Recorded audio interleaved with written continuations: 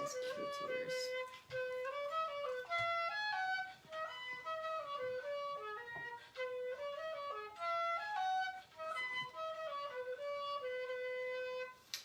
Good morning. This is Sally Morgan, physical therapist, craniosacral therapist, and Tellington T-Touch practitioner for animals and people. This is Tristan. He's a Corgi. And we're here for an episode of Conversations with a Corgi.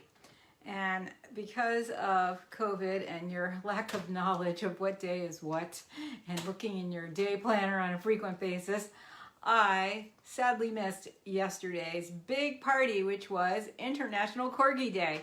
And I know many people listening don't even know that yesterday was International Corgi Day.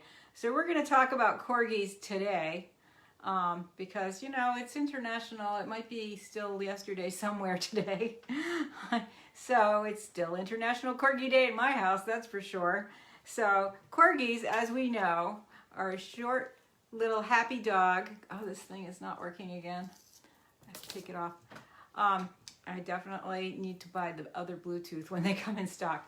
Anyway, corgis, as we know, those of you who don't have them won't know this, but those who do, are great dogs. They're little and they're very energetic and they're very smart, and they were originally created to herd cattle because really nothing can out-herd a sheep like a border collie, but they aren't so great at herding cattle. Cattle can kick, and part of the way the Corgi is shaped is thought to be so because cows can't kick this low. That's not really true. Many a cow farmer can tell you they can kick where they feel like it. But the chance of a Corgi being really wounded by a cow is a lot less than for a border collie, because if a Corgi gets kicked, they drop and roll and they can get back up. Right, Tristan? He's like, I don't herd any cattle and I'm not going to. And one of my Corgis was a decent sheep herder with one or two sheep. He kept them out of the indoor arena when we were riding because the sheep would come wandering through and scare the horses. So Winnie took it on himself to guard the doors at the two ends of the indoor arena and keep the sheep out. And he was pretty good at it. He would even jump on one sheep and bark at the other one. And of course, we all who love corgis know that they hail from England, where they are a favorite of the Queen. And the Queen got her first Corgi years ago when she was a little girl, about 12 or 13, and that little guy was named Dookie, after a duke who gave him to her. And then she got Susan, and then she had Corgi babies for lots of years, and she has, loved them her entire life. And that's a long time of loving corgis, and many people have. Another famous illustrator named Tasha Tudor loved corgis, had corgis her whole life. Drew charming pictures of them that those of us who love corgis treasure to this day. And of course, corgis are now enjoying a relatively new popularity. They have moved up the list of favorite dogs, or numbers of dogs in the United States, to like number 10. They've typically been around 23, 4, 5. And for these categories, they often lump the Cardi and the Pembroke together. For those who don't know, the Pembrokes are these corgis that have their tails docked. Cardis have a tail. Cardis are longer, bigger, and a more relaxed personality. And many people that have corgis have both. And do the same things with both of them: agility, rally, obedience, herding. So my friend who had Cardis for years says that she believes they were developed to herd children, which I find interesting, but hers all did herd the children in her preschool that she ran. And, you know, these guys, they just love to herd. They like to herd horses, they like to herd cows, and they like to herd you. So, and I'm very attracted to the herding breeds because they're very smart. And one of the things that characterizes them that I like, which is frustrating to people that aren't familiar with them, like my sister, is that when you ask them to do something, they usually weigh the options. Is it worth doing this thing? Is this thing needed to be done? Can I do this thing in 5 minutes? Like, they make decisions, and anybody who's had a Corgi can really see that. And when I'm training my puppies to come, they really check out. Do I really need to come? Is she serious? Is it dinner time? Can I stay out for 2 more minutes? You know, what does she need? And then when you have that frantic come, you know, like over here now because there's a bear approaching, they scamper right back to you, no problem. So I love that about Corgis because they do know and assess situations. And like when I'm walking on a trail and I'm like, come on, and they won't come, usually there's a reason they're not coming, and I'm glad I have my Corgi with me. And I think anybody who has a Corgi can tell lots of stories about times when the Corgi made a decision that turned out to be the best thing for the person in hindsight. Right, Tristan? He says, oh yeah, we're special, us Corgis. I like them because they're small dogs, but they still have kind of a big dog personality. They seem like toy dogs in some ways in that they're kind of clingy and like to be with you, but they aren't generally needy that way, and they're bigger. This one's little, but when you got a 35-pound dog that wants to be on your lap all the time, that's a little much. So, they're friendly enough and want to be around you enough, but they don't always want to be on top of you. And lots of mine don't even like being on my lap. This one does for a while. And there's many interesting stories about Corgis that I know. I used to go to fairy festivals a lot and perform there with my hula hoops, and it was so much fun. And Corgis are associated with fairies as well. Long history with fairies. And one legend says that Corgis were enchanted by the fairies to help the farmers in Wales who did right by the fairies by leaving hedgerows and places for the fairies to live and not disrupting the environment too much. So they say that those fairies that were happy with the way the farmers were keeping the land enchanted the foxes to make a Corgi so that they could help the farmer.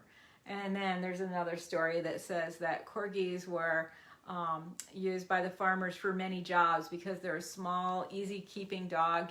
They live on air, really. They're not hard to keep chubby, but they're dwarfs, so that's part of it.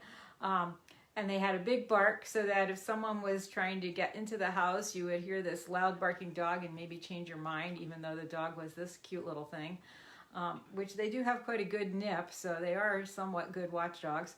They're decent barn ratters and vermin catchers, but not like Jack Russell or some of the terrier breeds. And they can herd sheep and they can herd cattle, and they're good family dogs. I mean, they really are one dog that can do all jobs, just like my lovely Morgan horses who could do a lot of different things. I think Corgis are like Morgans in the dog world because they can do a lot of different things, and they do. And they've had great success in various aspects of dog performance showing.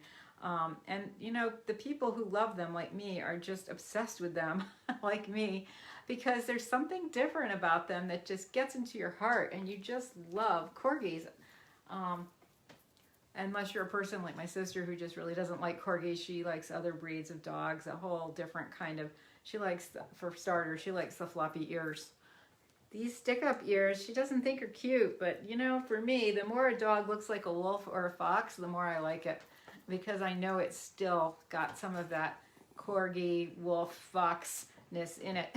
And that's why I like German Shepherds and Malinois and a lot of the herding dogs. Right, Tristan? And, and they've done those experiments. Well, in Russia, they were breeding foxes for fur, but they also were breeding the nicer ones, the friendlier ones to each other. And over time, they developed spotted coats and floppy ears. And that's how we get those spotted floppy-eared dogs that so many people love. So, because of the Corgi's recent popularity, stores like Hot Topic have Corgi things. It's kind of cool to have a Corgi. There's a nerd-based website that made my beloved Corgi bouquet. A bouquet of Corgis. What more does a person need? And there are plenty of Corgis to be found in the TJ Maxx, Home Goods, Marshall's stores around the country, and Corgi people share those items with each other.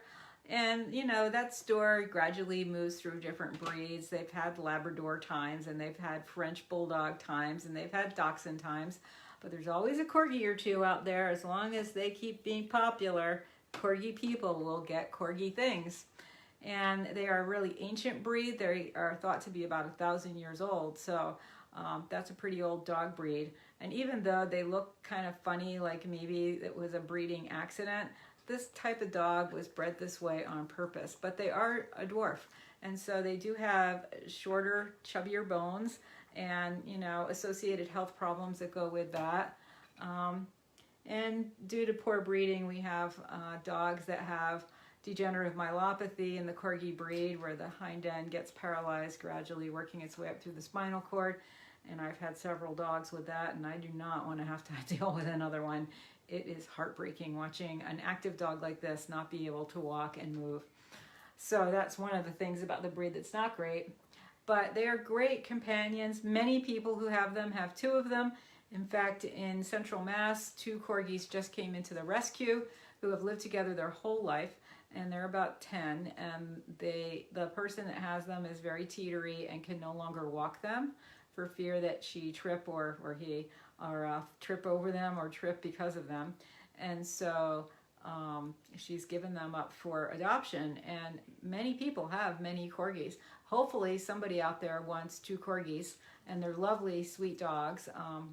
They are both individually great dogs, so it would be nice for somebody to take them together. Well, they will make sure they get a home together.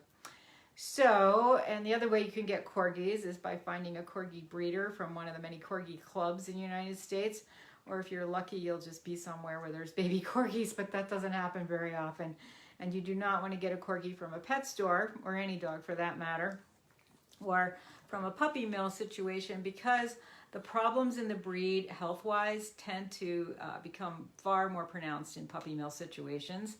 And there are many issues with the Corgi breed that we don't need to create more problems with. So getting a dog from a pet store or a puppy mill is never recommended. And there are Corgi rescues nationwide and networks of people that will drive a Corgi to you from Central Mass to Tennessee, if you'd like to have 2 Corgis. So, and the Corgi people are really universally pretty nice people, I've seen. So it's been a breed that I've really liked, and that is why International Corgi Day, though it was yesterday, cannot be missed, and we must celebrate it today if we missed it yesterday. Right, Tristan? He says, I don't know, I partied a lot yesterday. He got a lot of extra treats, and we got to do our agility course a couple more times.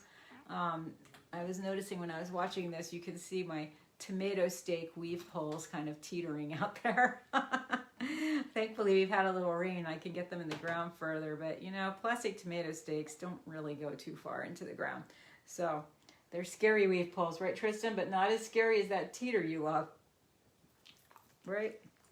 So everybody celebrate International Corgi Day yesterday.